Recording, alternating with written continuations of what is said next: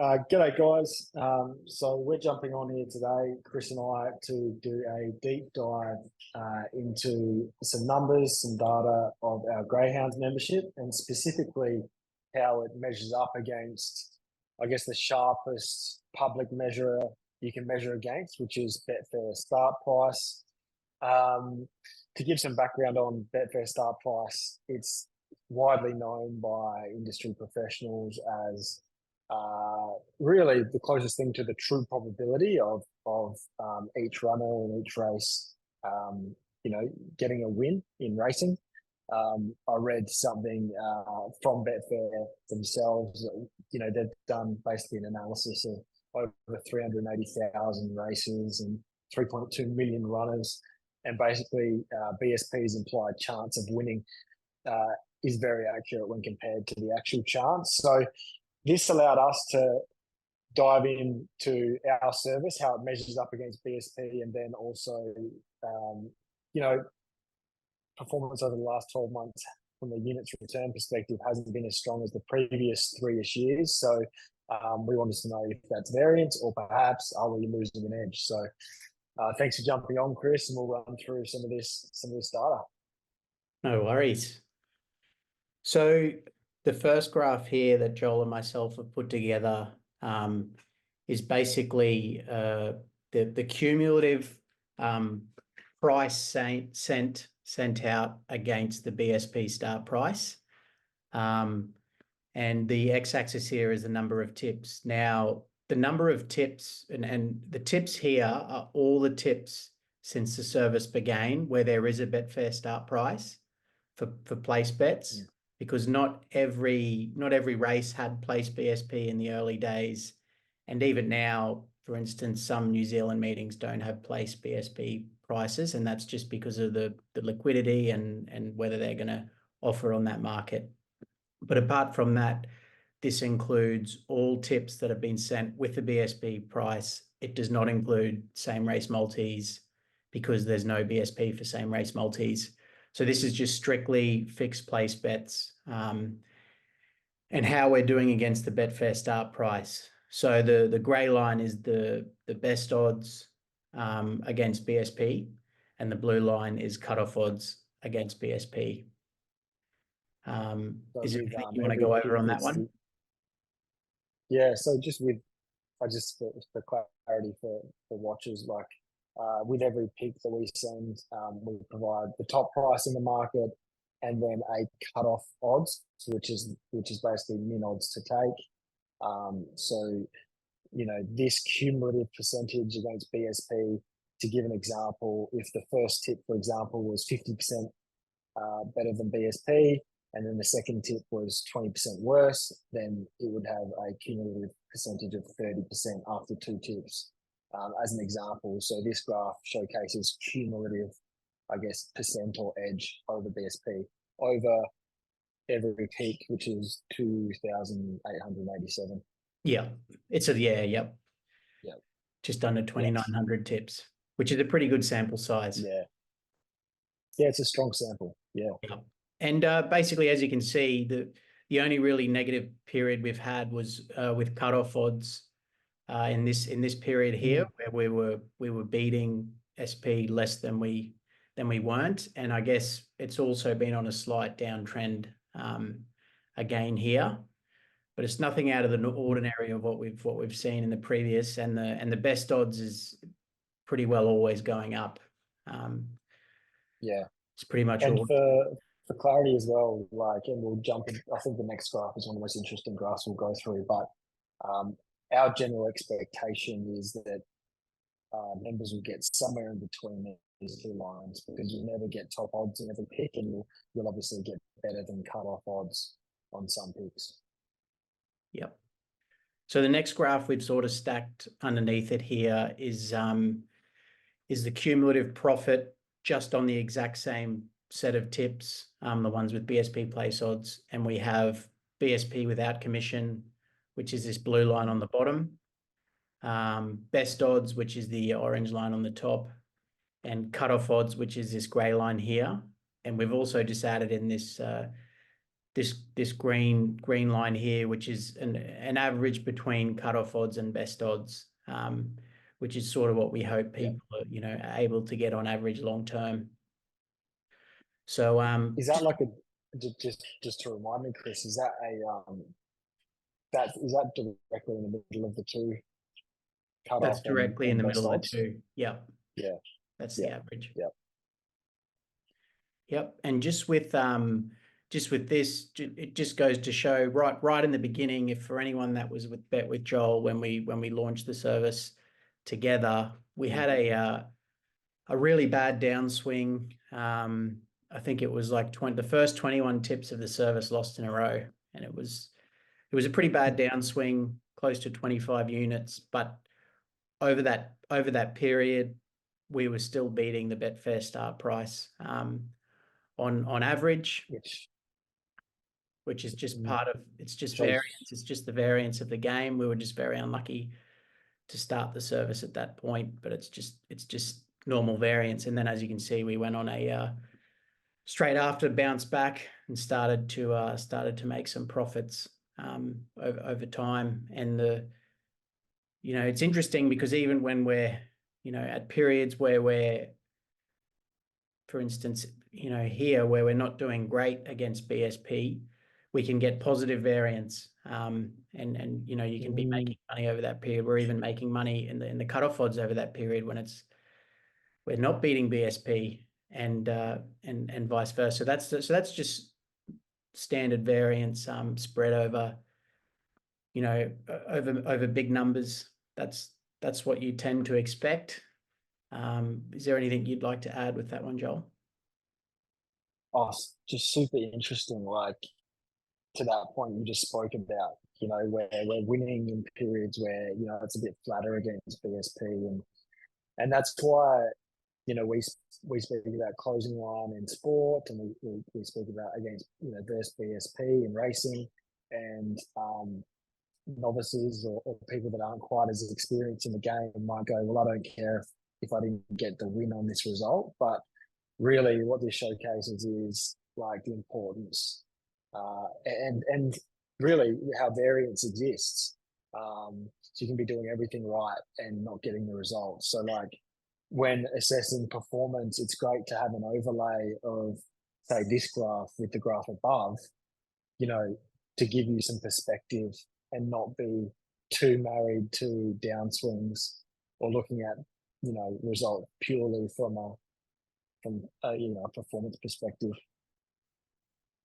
Exactly. And just another thing with this graph, we've added this. So this is if you were to place every bet at BSP, and this does not include commission. Obviously, Betfair charges commission, so this would be even worse than what it is. But what I would expect, or what I would hope, is to see this line basically bouncing around zero. If my cutoff odds are quite accurate and close to what I believe is just over the true EV and profitable. Which is like exactly what it seems to be doing, hey, which then marries up with, Betfair being, the true probability of that. So that's really interesting as well, Chris. And so for guys that are new to Betfair, that's without commission. So Betfair's commission is like the VIG for the bookmakers. So it's like the house. Yeah. So you can clearly see that bookmakers, we are able to find, over the big picture over all this, bookmakers are offering prices that are true, plus EV long term, and it still exists today. And yeah, we're doing our best to find those and send them out. And over time, this should correct and should be on the same trend as it has been in the past. So just moving on to this next graph here, this is just a breakdown of the average tip price over BSP start price, and this is per track, and the number in the brackets is the number of tips being pulled in for this data. So for instance, Darwin only 6 tips because Darwin was one of the tracks that was late to bring in BSP for place prices. it's a small sample size. You know, we're losing at Darwin at both cutoff and best odds, but overall, I believe over a really long-term period, say 10 years, you know, I'd expect all tracks to be showing a profit. Mm. Mm. It's really, I mean, it's really interesting when you break down the track. And I mean, if you drew a linear, like or a line across those, it'd be quite linear. Yeah. So it seems to be that the edge and the model that we're producing at the moment doesn't have track bias or deficiencies, which is like promising to see. Yep. Yeah, exactly. It seems to work everywhere, and it makes sense that it does because it's just you know, a mathematical analysis. Mm-hmm. So this next graph is just by month. So this is the month over every year, you know, added together. Same thing in brackets is the number of tips.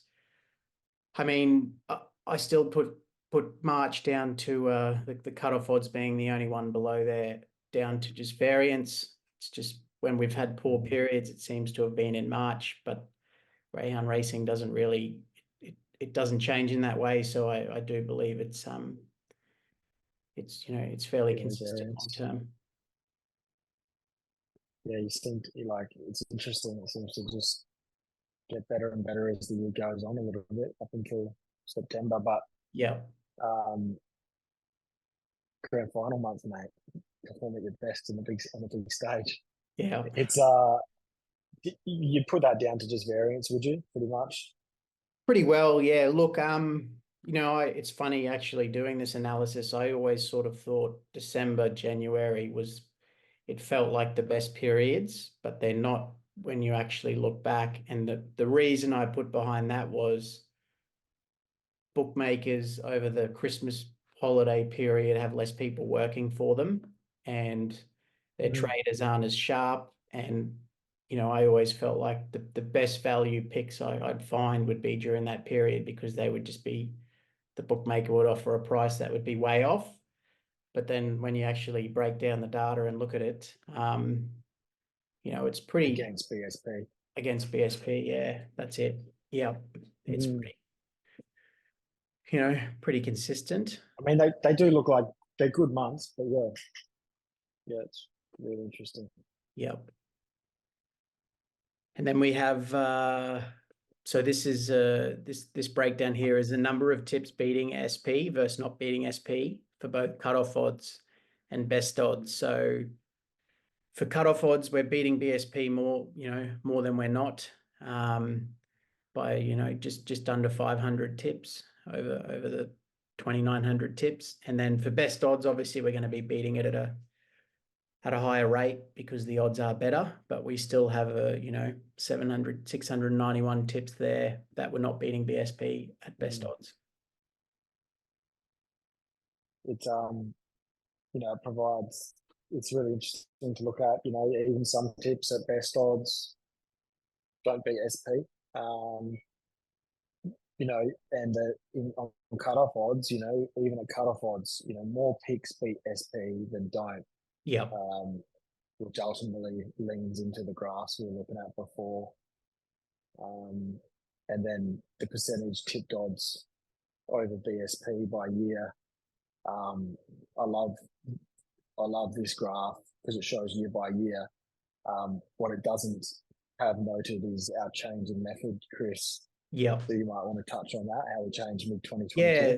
So originally in the beginning of the service, I believe 2020 and sort of 2021, we were just tipping the best odds and then the fifth best odds. And then over time, we started to move those cutoff odds to what we believed was just a fraction over, you know, central EV, so a slight amount of positive EV to allow people to get action with you know, with more bookmakers and whatnot, and it'd still be profitable long term, just I guess at a lower POT.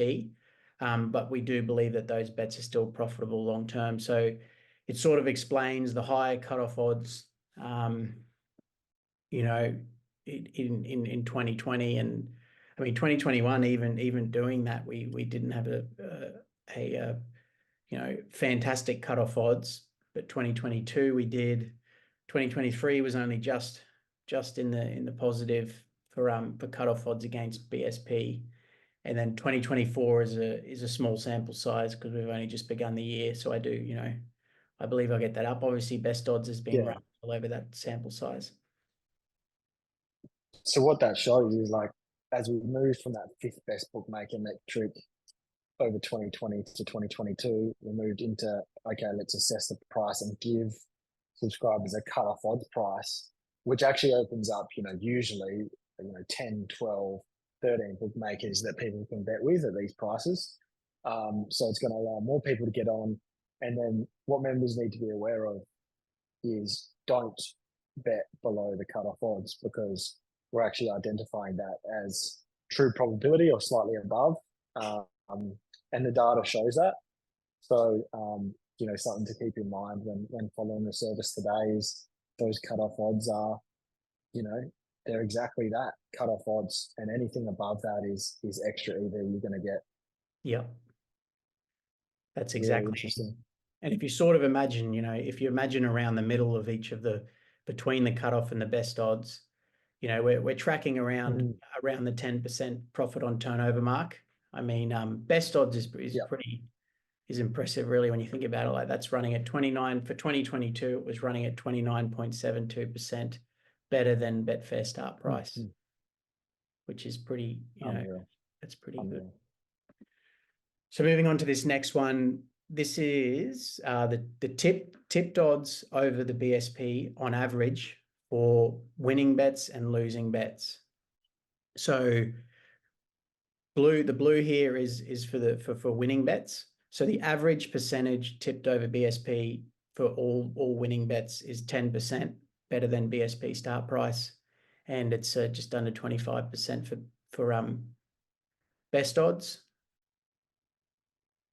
And then losing bets is less, is basically not beating BSP by as much as the winning bets, which is what you'd expect.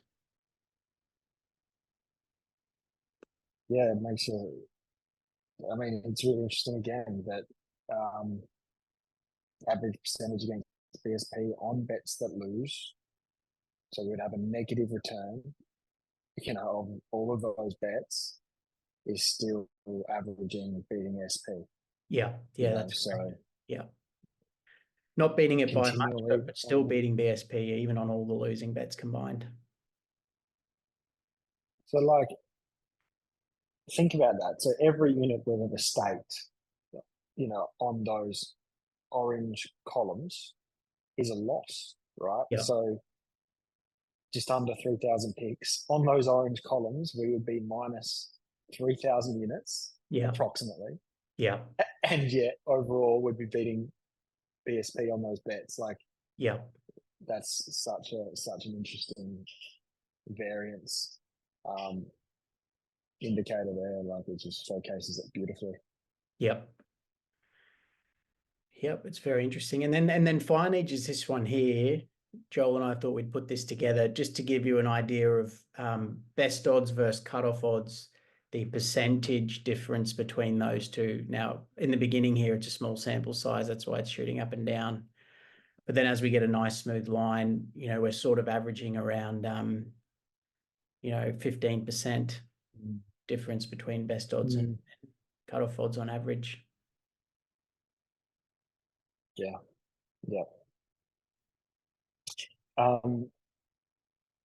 Great data. Chris, was there anything you wanted to cover off, kind of macro? Look, I believe that my methods are still going to be profitable long term, and that the current downswing is, I do truly believe that it's just a part of variance, and that it will eventually turn around as long as I keep doing what I'm doing, and I'm going to consistently review all my picks, all the picks against Betfair Start Price, and continually update and look at new ways to analyze the data. If any of the members would like anything else out of this, you know, please shoot through an email, and Joel and me can put something together. You know, any ideas? But no, apart from that, I'm just going to keep, you know, working hard to find overs, and, you know, the law of large numbers, it should end up being a really good period again at some point. For sure. And like Chris and I speak regularly about the service. We wear our heart on our sleeve a little bit with, you know, performance, and, you know, we really care about our members, and we have conversations all the time, you know, where guys can get disheartened, and it's an education process. We realize that, but you know, I think what's valuable is obviously, you know, having those conversations with us, but what's even more valuable is then us going away and probably producing something like this that shows people, you know, what variance actually does look like, and what we actually mean when we say, I know it's hard to believe over 6 months or longer even at times that variance can exist for this long, but, you know, this data shows that the edge is absolutely still there, and you know, like, it gives us a little bit of confidence that, okay, great, we can just keep doing what we're doing, you know, keep putting in the work, and the results are going to come. So yeah, it was a really good process to go through this. Yep. No, very, very, very valuable, and it just, yeah, reassures me that there are over selections still out there, and the, you know, the law of large numbers, it will turn around. For sure. Guys, we hope you gained something from this deep dive we've done, and you know, we'd love to hear from you if you found this valuable or informative, and if you'd like to see more content like this. So thanks for jumping on, Chris. Like, you know, the level you're at is at the pinnacle of what you do. So yeah, very proud to work alongside you, and I think you know, hopefully the guys get something out of this and learn something. Same to you, mate. Thanks very much for jumping on. Thanks, mate. Chat soon, guys. Cheers. Yes. Thanks, Joel.